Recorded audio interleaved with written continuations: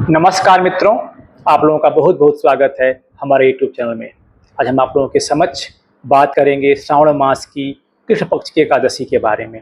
इस एकादशी का क्या नाम है, इस व्रत का करने का क्या महात्म है और इस व्रत को करने से क्या पुण्य मिलता है। तो आइए जानें इसके बारे में विस्तार से।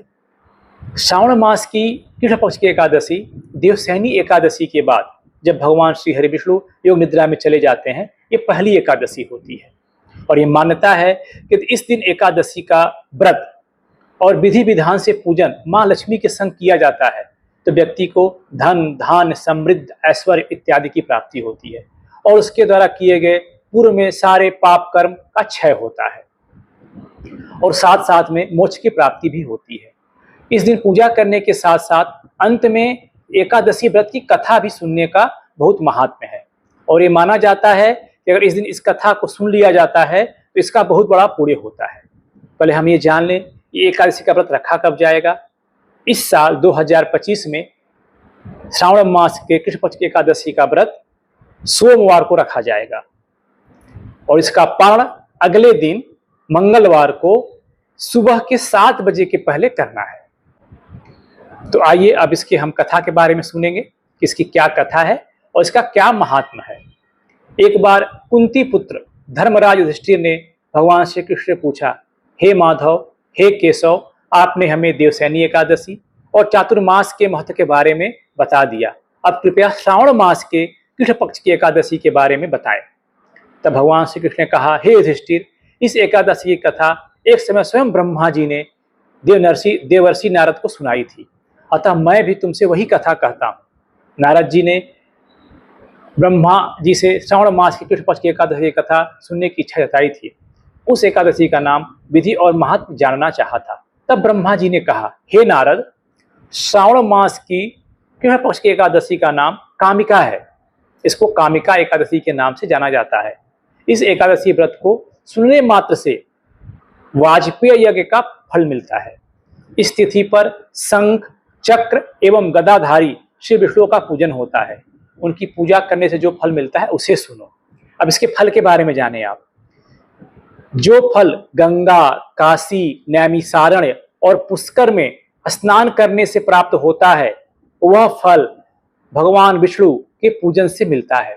सूर्य व चंद्र ग्रहण के समय कुरुक्षेत्र व काशी में स्नान करने से, भूमि दान करने से, सिंह राशि में बृहस्पति के आने के समय गोदावरी और गंडकी नदी में स्नान से भी जो फल प्राप्त नहीं होता है वह प्रभु की भक्ति और पूजन से प्राप्त हो जाता है।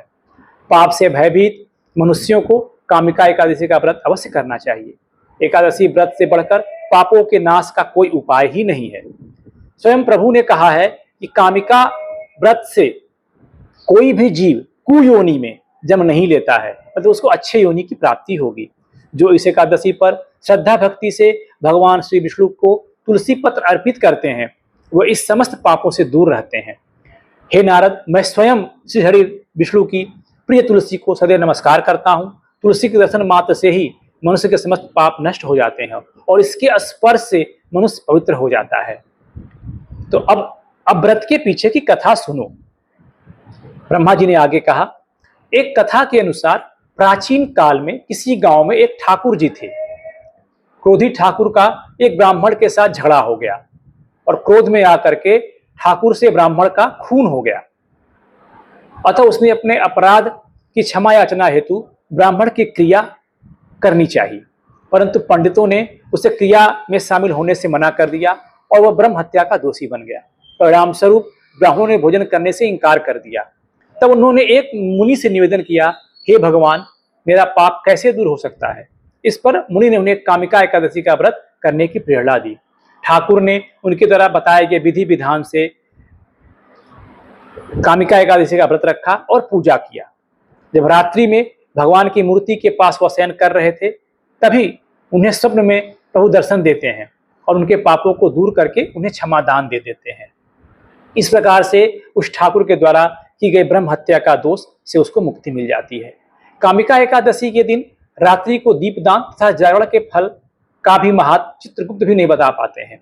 जो इस एकादशी की रात्रि को भगवान के मंदिर में दीपक जलाते हैं उनके पितर स्वर्ग लोक में अमृत पान करते हैं तथा जो घी या तेल का दीपक जलाते हैं वो 100 करोड़ दीपकों से प्रकाशित होकर सूर्यलोक को जाते हैं। ब्रह्मा जी कहते हैं, हे नारद, ब्रह्म हत्या तथा भ्रूण हत्या इत्यादि पापों को नष्ट करने वाली इस एकादशी को, जिसका नाम कामिका है, का व्रत मनुष्य को यत्न के साथ करना चाहिए। कामिका एकादशी के व्रत का महत्व श्रद्धा से सुनने और पढ़ने मात्र से मनुष्य के सभी पापों से मुक्ति मिल जाती है और वो विष्णु लोक को जाता है।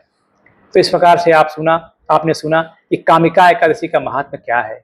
अगर आप इसको मन से विधि विधान के साथ में जितनी भी आपकी स्वेच्छा है, इच्छा है, उसके अनुसार आप करते हैं तो आपको इसका पुण्य मिलता है।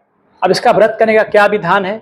आप सूर्योदय के पहले उठ जाएं, उठ करके अपना जो भी दैनिक क्रिया करने के बाद स्नान ध्यान करके अपना घर के मंदिर में, घर के मंदिर नहीं है तो किसी जगह पे बैठ करके आसन पे हाथ थोड़ा सा जल ले लें। जल ले करके अपना उस जो तिथि है, तिथि का नाम, दिन का नाम, अपना नाम, गोत्र का नाम लेते हुए संकल्प लें, हे प्रभु, मैं एकादशी व्रत का संकल्प करता हूँ। आप जो भी व्रत करना चाहें, जलाहार, फलाहार, निराहार, उसका नाम लेते हुए श्रद्धा से हमारे इस व्रत को संपूर्ण करें। इस तरीके से व्रत संकल्प लेकर के इस व्रत की शुरुआत करें। भगवान विष्णु की जो भी आपकी श्रद्धा हो सकती है, जैसी पूजा आप करना चाहें, पंचोपचार, षोडशोपचार, जो ही पूजा आप कर सकते हो उनकी पूजा करें। अगर नहीं कर सकते हैं तो दिन भर मन ही मन भगवान श्री विष्णु के जो भी नाम आपको पसंद हो, राम, हरि, कृष्ण, विष्णु और नमो भगवते वासुदेवाय, उसका जप मन ही मन करते रहें। और एक कोशिश करें कि उस दिन आपके मन से, आपके जबान से कोई कटु वचन नहीं निकले, आपके द्वारा किए किसी भी कृत्य से किसी का मन दुखी नहीं हो, आप कोई हिंसा न करें, किसी तरह का तामसिक भोजन न करें। अगर ऐसा आप करते हैं तो भी आप इस व्रत को सुचारू रूप से कर सकते हैं। तो उम्मीद करते हैं कि हमारे द्वारा दी हुई जानकारी आप लोगों को अच्छी लगेगी और आपको इस कथा को सुनने का अवसर मिलेगा। कृपया इस कथा को आप भी सुने और दूसरों को भी सुनाएं। आप इतना कर सकते हैं कि आप इसे हमारे जो हमने वीडियो शेयर किया है, अभी यहाँ पे भेजा है आप लोगों को, आप किसी और को भी शेयर करें, भेजें, ताकि दूसरे लोग इसका फायदा उठा सकें। अगर आपको हमारे द्वारा कही गई कथा और दी हुई जानकारी अगर अच्छी लगे तो लाइक जरूर करें। और अगर आपने अभी हमारे चैनल को सब्सक्राइब नहीं किया है तो सब्सक्राइब कर लें, क्योंकि आप सब्सक्राइब करेंगे तो हमें भी एक उत्साह की वृद्धि होती है कि लोग हमको सुन रहे हैं, हमसे जानकारी चाहते हैं, ताकि मैं आगे की और भी अच्छी जानकारी आप लोगों के समझ लेके उपस्थित हो सकूं। तो इसी के साथ धन्यवाद। भगवान श्री विष्णु आपका कल्याण करें। ओम नमो भगवते वासुदेवाय। ओम श्री कृष्णाय नमः।